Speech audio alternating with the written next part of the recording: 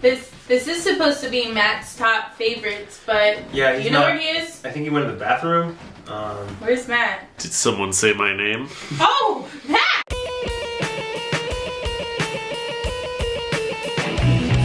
Oh, jeez! Oh my! I didn't see you there. Not at all! That is You amazing. say my name 3 times. Metal juice. So, Matt, Welcome back, guys. tell us about your top picks of 2015. Well, my top picks, I'm going to start with one of my favorite comic books of really probably like the last decade, and this run just keeps getting better. Our lifetime, I think. Yeah? Oh, yeah, definitely. I can see it, but you can't. Yes. Is Scott Snyder and Greg Capullo's current Batman. Oh, yeah. It's just been fucking amazing. Since the beginning of their run, I think Yeah, it's been Night and Court of Owls are two of like my favorite comic Court books. of Owls. Yeah, so good. I have the mask. I wear it. Just Yeah, for who fun. gave you that mask? Nellii bug. For Christmas?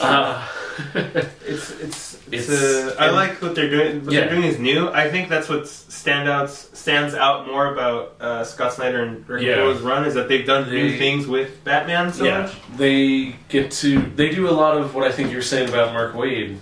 They get to like the core of characters and they do it really well. As opposed to a lot of like some of the other like DCU stuff.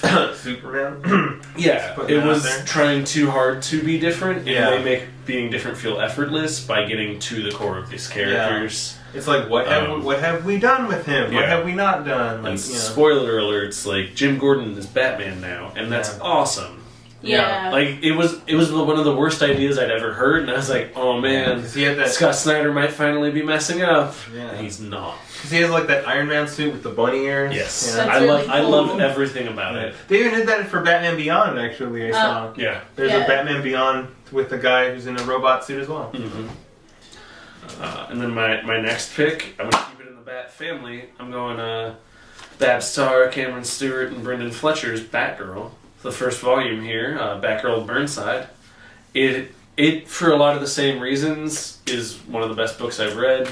It has a lot of the appeal that I think a lot of the Marvel Now stuff had. Yeah, which is that it gets to like what I love about the character and what I didn't even know I did love. Yeah, it has a lot of like new and inventive visual storytelling techniques that Babs Tarr and Cameron Stewart broke down together. And that's the other thing is all 3 people working on the title, even the 2 writers, are professional comic book artists. So it's just beautifully visually paced and really appeals to me as a comic book artist because of those things. And I just love it. There's a reason why this is selling so well. Yeah. You need to check this out. It's true. It's amazing. And they in the same way that in very different ways, but in a similar idea, they are willing to take chances the same way that Batman is. Yeah. So the layouts. I think like story wise, it's just nice to see Barbara Gordon like move on and be happy. Yeah. Since like, so I think like a lot of things like the Killing Joke stuff kind of overshadowed her more than anything, and it's cool. Some people are great at writing Batgirl dealing with that stuff. Like Gail Simone knows how to handle that, and like the idea of PTSD and everything. But then a lot of other writers, when she would appear in like other titles and things, don't know how, so they just write a broken, scared girl. Yeah. Instead of a strong, powerful woman dealing with her issues, which is what she is and what she should be. Which in this one, they just bring the badass back in her. Exactly. She's just like... It's just so well done and beautifully executed. Yeah, it's just a fun book. It's a comic book that's fun. Yeah. There aren't enough comic books like that. A mystery novel of some sort. Yeah. Mm-hmm. And then my next pick, I don't have it because I only got it digitally. I know I can hear all of you judging me. I didn't have a comic book store I was going to regularly at the time. It's Jason Aaron and Russell Dodderman's Thor. Marvel had a vacuum created well, not a vacuum, that's not the right word, just a big hole where like powerful women should be, I think. I think a lot of people have that. Yes. A lot of big tubes have that. Yeah. But I think Marvel, up until recently especially, didn't have female characters that they were standing on their own 2 feet. Yeah. And I think, spoiler alert, Jane Foster as Thor is wonderful in every way. Yes.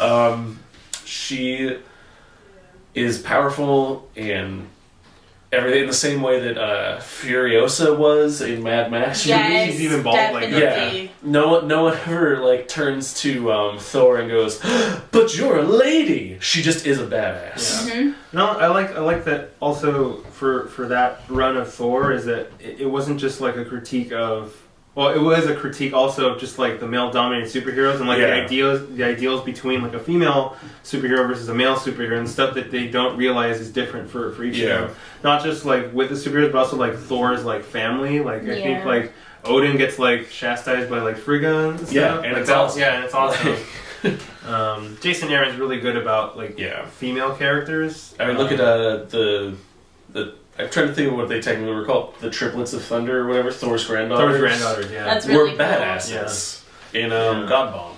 So God Bomb is the bomb. Yeah, God Bomb is amazing also, but it didn't come out this year. No, it didn't. It came out last year. And also, I love Russell Dodderman.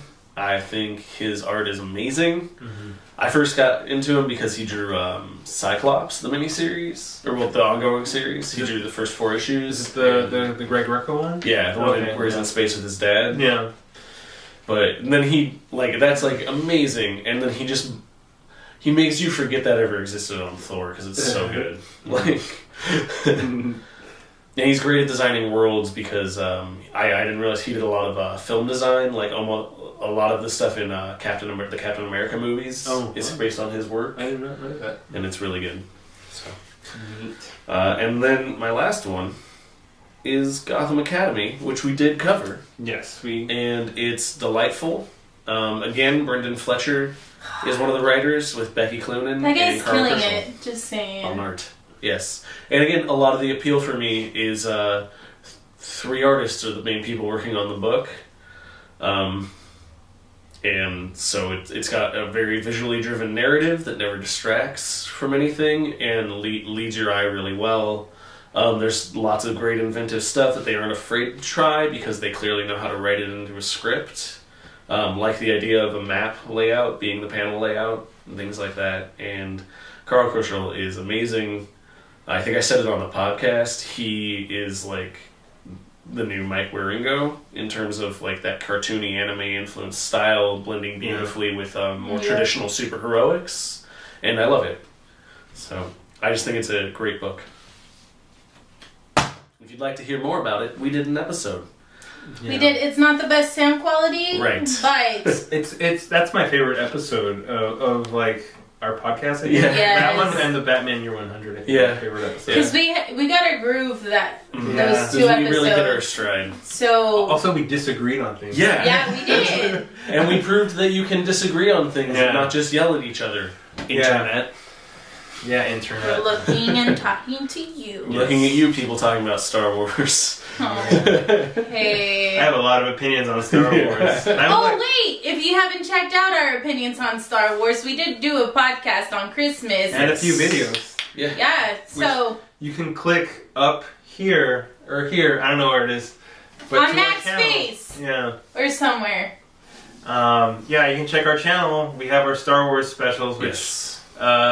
Force Awakens just dropped last week. Also, it's not a comic book, but if I can pick a 5th one, Force Awakens. Oh my god, it was so good. It's an experience. Yes. It is. Even if you come away not liking it, you'll still be like, I'm glad I saw it. There'll be parts of it that you'll be yes. We'll probably revisit it when episode 8 comes out. Yeah. The nostalgia will be strong with you. Mm-hmm. Yes. Oh, but anyway, back to your comics. Yeah, those are my picks. High five. Excellent picks. Thank you. Boys. Yes. Thank you, girl. And Chewbacca. High five, Chewbacca. Oh. You don't get to high five Chewbacca. But stay tuned for the next video where we'll be talking about Miss Nellii Boogs. Nellii Boogs. That's how you say it fancy. Feliz Nellii Bug. Da-da-da-da-da. Feliz Nellii Bug. Da-da-da-da-da.